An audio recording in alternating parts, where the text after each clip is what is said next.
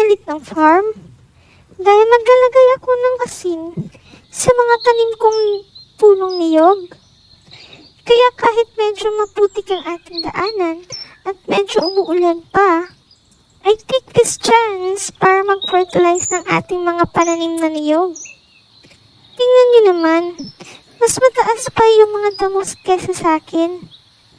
Pero carry lang, para sa ekonomiya. Binalaan niya ako ng nanay ko na madaming ahas daw dito. Pero okay lang, may baon naman akong bawang. Buti nakaraos din.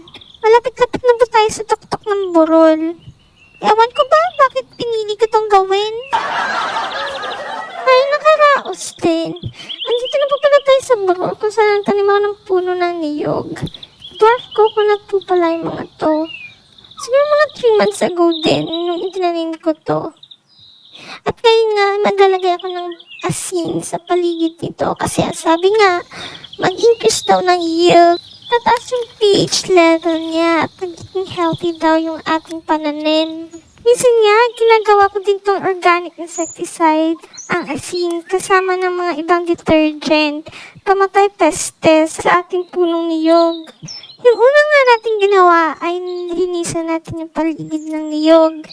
Pagkatapos ay magmungkal tayo pabilog para ilagay natin dyan yung dinala nating asin.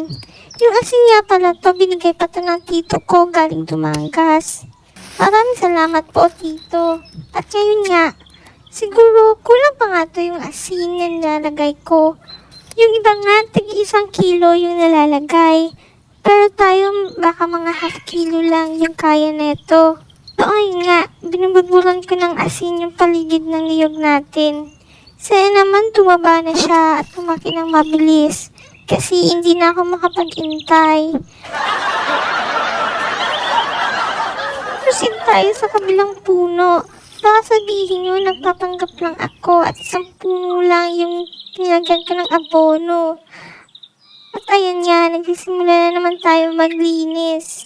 Medyo maliit yata yung isang to, kaya medyo dami-damihan yata natin yung asin.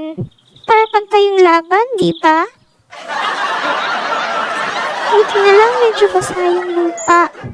Medyo madali lang siya bungkalin. Kaya sa mga taong nanonood neto, antay-antay lang po kayo ng mga 3 years bago bumili ng niyog. Sa akin na po kayo bumili ng bunga ng niyog, pambawi ng pagod at hirap. Pasensya na kayo kung mula simula hanggang dulo. Ako yung nakikita nyo. Wala na kasi pwedeng tumulong sa atin, kaya sariling sikap tayo. Kahit dito sa videographer ko, nakisuyo lang tayo kasi wala tayong pambayad. Di bale, sabi ko, pag lumaki tong niyog, bibigyan ko na lang siya ng bunga. Parang talaga matapos dito, kakumain ko na lang. Parang uulan na, hindi pa ako nakakarami. Pabalikan ko na lang siguro yung iba. Ayan, salt na.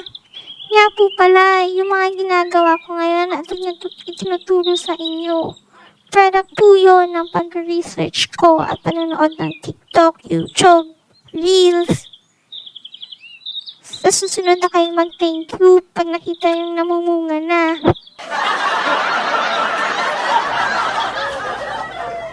Uuwi na po tayo kasi dumidilim na yung kalawakan. Sa susunod na lang po natin ulit pagpapanggap. Babush!